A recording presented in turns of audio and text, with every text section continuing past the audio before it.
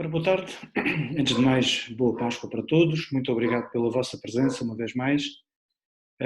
Nós estamos na segunda de 4 conversas sobre o património de Moura. A primeira foi sobre os desenhos de Duarte de Armas na nossa terra.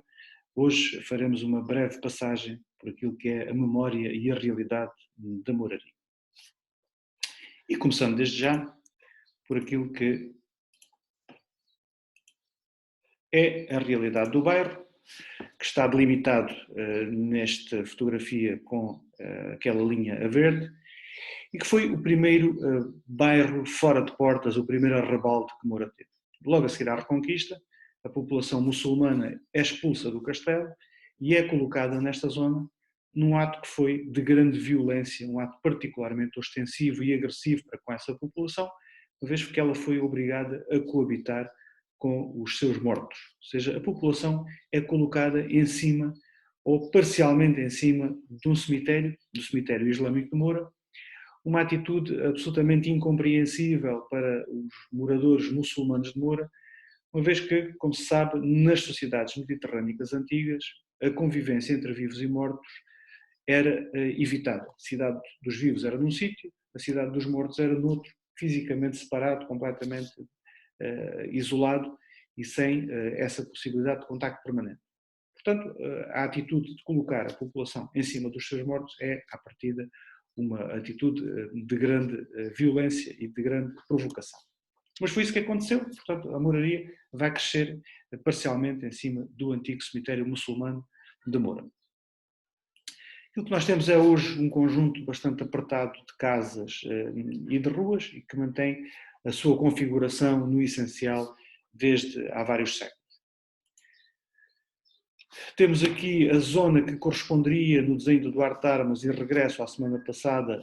que corresponderia à zona limítrofe da nossa terra e que era, enfim, ocupada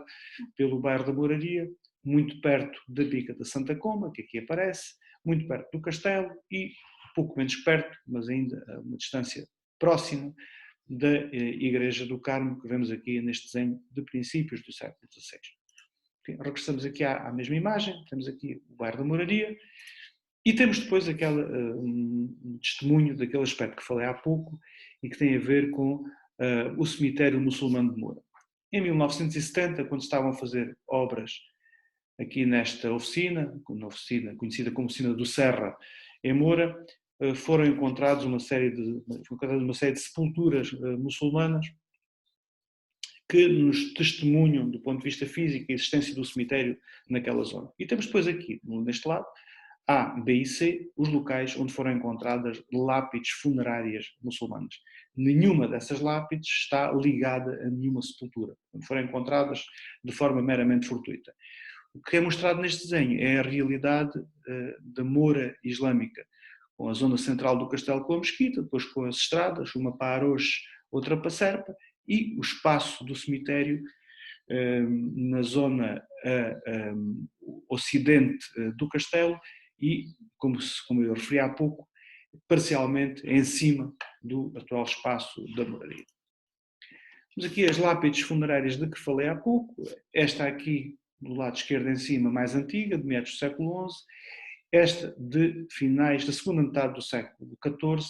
e que é uma lápide muito curiosa. Nós só temos duas lápides do século XIV em Portugal, uma em Lisboa, que foi encontrada durante as obras do metro na Praça da Figueira, foi encontrada em 1962, sabe-se que veio dos terrenos da moraria de Lisboa,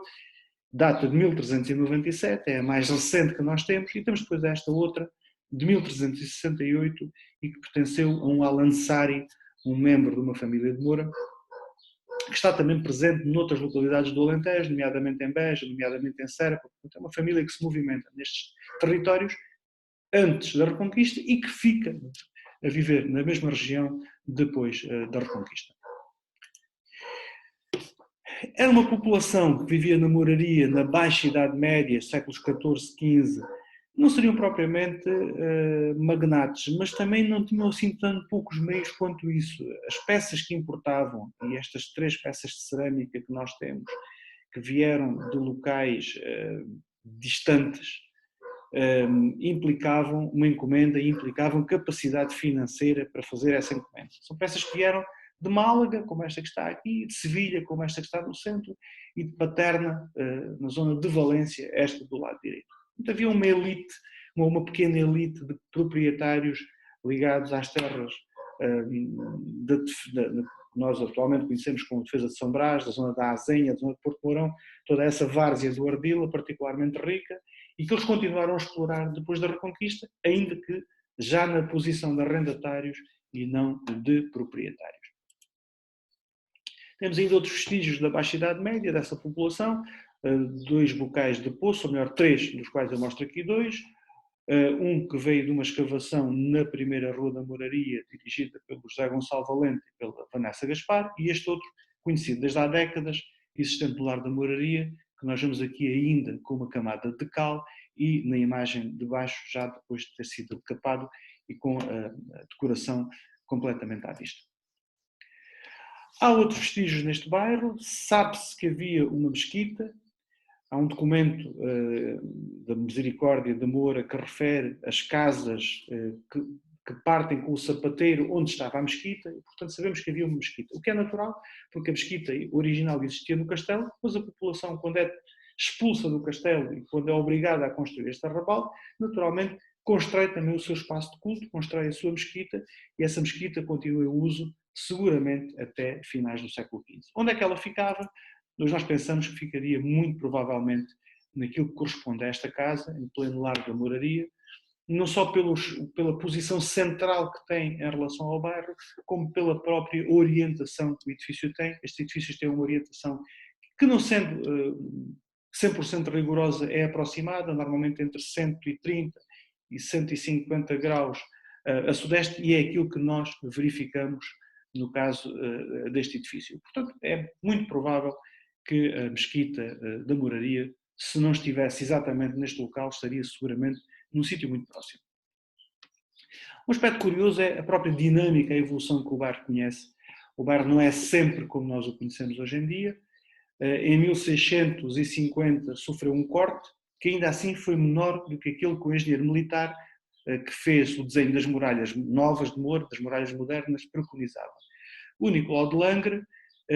queria destruir uma parte significativa da moraria, para não dizer praticamente toda, mas depois, como estas coisas acontecem à maneira portuguesa, entre aquilo que diz o planeamento, entre aquilo que diz o ordenamento e a realidade, vai todo o mundo. E assim sendo, uma parte significativa do bairro pôde ser preservada, esta parte que está aqui a verde, e foram apenas sacrificados estes quarteirões que nós estamos a ver aqui em cor-de-rosa. Um trabalho recente e que aguarda lançamento, o livro está impresso, mas enquanto não terminar esta fase de confinamento não poderemos fazer o lançamento, ocorrerá, esperemos nós, no mais curto espaço de tempo. Dizia eu que num estudo recente do José Francisco Finha são identificados os nomes antigos do bairro. Aquilo que nós hoje conhecemos como primeira, segunda e terceira rua, estas primeira, segunda e terceira rua tiveram outros nomes. Bom, a primeira rua já se chamava Rua Primeira e ia desembocar na Rua do Crespo. A segunda era conhecida como Rua do Meio e ia terminar na Rua de Alipinto. E a terceira era a Rua do Cabo e ia terminar na Rua de Louco Marinho. Então, houve modificações, houve mutações nos nomes, mas a configuração em termos genéricos do bairro acabou por se manter até praticamente à atualidade e descontando aquilo que, como disse há pouco, aquele corte que 3 quarteirões têm na segunda metade do século XVII, por força, por via da construção das muralhas modernas. Bom, há um outro aspecto que eu gostava aqui também de referir e que me parece importante. Estes bairros têm uma grande valia do ponto de vista histórico e do ponto de vista patrimonial, mas valem sobretudo, e antes de mais, pelas pessoas que neles vivem, e daí o esforço que houve há cerca de uma década no sentido de requalificar os espaços públicos da moraria, de os dotar de uma acrescida dignidade e de fazer com que as populações se continuassem a manter no bairro e, sobretudo, se sentissem bem dentro daquele bairro. E foi isso que nós, enfim, fizemos na altura. Eu colaborei nesse processo. Gostava só de dar aqui algumas imagens de como era antes e como é que ficou depois. Vemos aqui esta imagem do António Passaporte, é um fotógrafo com origens, com raízes na nossa região, que viveu um pouco por todo o país, vivia em Lisboa, tinha um estúdio em Lisboa, mas que andou um pouco por todo o país e que fez uma série de fotografias muito interessantes de Moura, esta do Largo da Mouraria. Depois temos outras que já não são do António Passaporte, que estão na Direção-Geral do Património, onde se vê o Largo, onde se vê a primeira rua, a parte de baixo da primeira rua, e depois queria passar aqui muito rapidamente uma série de intervenções que foram feitas e que melhoraram, queremos nós, de uma forma muito significativa, aquilo que é a realidade do bairro da Mouraria. As obras no Largo e depois das obras concluídas, aqui com uma bonita fotografia noturna do nosso amigo António Dimas, a segunda rua da Mouraria antes das obras, durante as obras e depois da intervenção concluída, mais uma bonita fotografia do António Dimas. Um aspecto curioso, esta intervenção da Mouraria acabou por ser utilizada pela Guarda Nacional Republicana para fazer o seu calendário de 2016, o que para nós foi também uma forma muito simpática de reconhecimento daquilo que foi feito no bairro e pelo bairro. Temos depois imagens da primeira rua, antes das obras e depois das obras, a parte de baixo da mesma rua, antes das obras e depois das obras, e novamente a parte de cima, na mesma perspectiva, mais uma vez uma fotografia do António Passaporte e depois da intervenção. Depois, há aqui um aspecto que me parece importante referir, e que é a valorização que é preciso fazer em determinados edifícios, no sentido de continuar a dotar o bairro de equipamentos culturais ou de pequenos equipamentos culturais, como foi o caso desta intervenção que foi feita na chamada Casa dos Poços, onde já estava um bocal de poço e ao qual depois foram adicionados outros.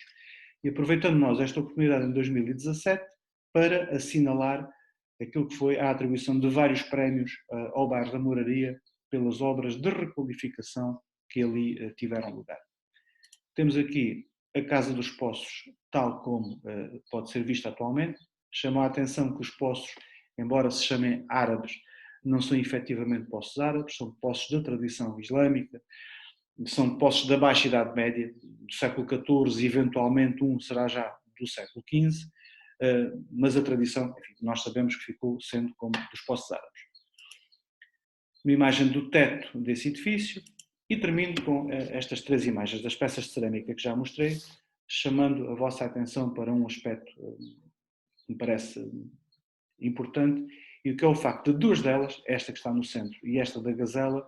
pela sua excepcionalidade, pela sua raridade e pelo seu valor, virem integrar muito em breve uma exposição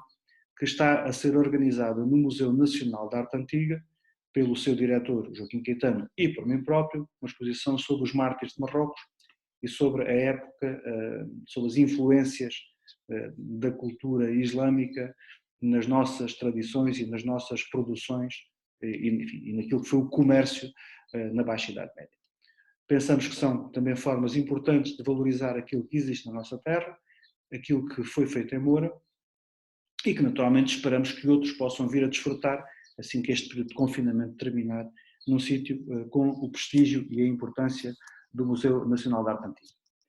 Por aqui me fico, com a certeza de que no próximo ano será diferente. No próximo ano estaremos no domingo de Páscoa, quase a partir para a segunda-feira de Páscoa, e que aí poderemos, ao vivo e nas devidas condições, celebrar e também apoiar a nossa Comissão de Festas, que será outra forma de prepararmos uma festa de Nossa Senhora do Carmo 2021, como deve ser, com as condições que todos gostaríamos que fosse possível este ano, mas vamos ter que ter um pouco de paciência, vamos ter que aguardar um pouco mais. Em 2021 será. Nós, pela nossa parte, cá estaremos daqui a uma semana e iremos falar durante alguns minutos no próximo domingo sobre as muralhas modernas de Moura. Mais uma vez, muito obrigado e uma boa Páscoa para todos.